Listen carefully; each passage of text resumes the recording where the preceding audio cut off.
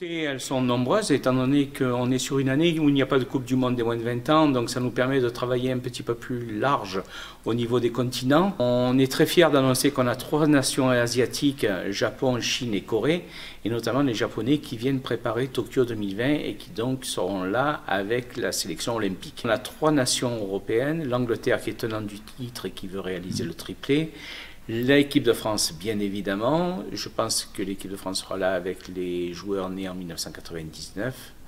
Et ensuite, la Turquie, qui revient après une présence en finale en 2012. Au niveau africain, Claude Leroy nous a convaincus qu'il avait une très très bonne équipe de moins de 20 ans.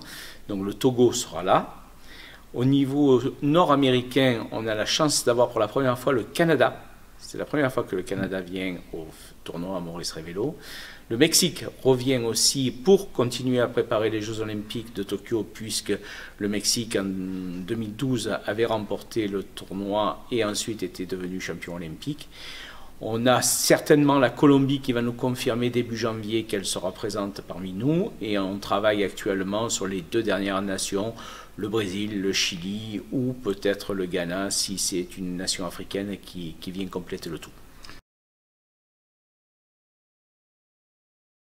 Depuis quelques années, on avait envie de donner leur chance aux filles aussi, parce qu'elles prennent de plus en plus de place dans le football, et c'est bien normal. Et donc, avec l'accord de la Fédération française de football, et notamment du DTN, Hubert Fournier, on a choisi de lancer un tournoi de préparation au mondial U20 qui aura lieu en Bretagne en août 2018. Et donc, pour l'instant, nous avons la France, bien évidemment, qui viendra participer à ce tournoi, mais aussi l'Angleterre, l'Allemagne et peut-être le Japon ou une nation asiatique. On va rester exactement sur la même base que l'année dernière. On joue tout dans les Bouches-du-Rhône, étant donné que donc le Festival International Espoir s'appelle aussi Festival International Espoir Provence. Et donc on va jouer sur les stades d'Aubagne, de Fos, de Vitrolles et de Salon. Un public de plus en plus nombreux pour voir des garçons qui sont de plus en plus prometteurs. On a pu constater l'année dernière que désormais les jeunes arrivent très vite dans les sélections A, à l'image de Burke, l'Écossais.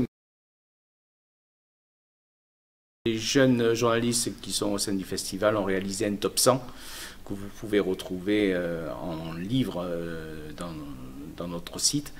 Mais Cristiano Ronaldo, Zinedine Zidane, Laurent Blanc, Didier Deschamps, Mascherano, donc tout ça font partie des 100 meilleurs joueurs qui sont passés par le tournoi et on en est fiers.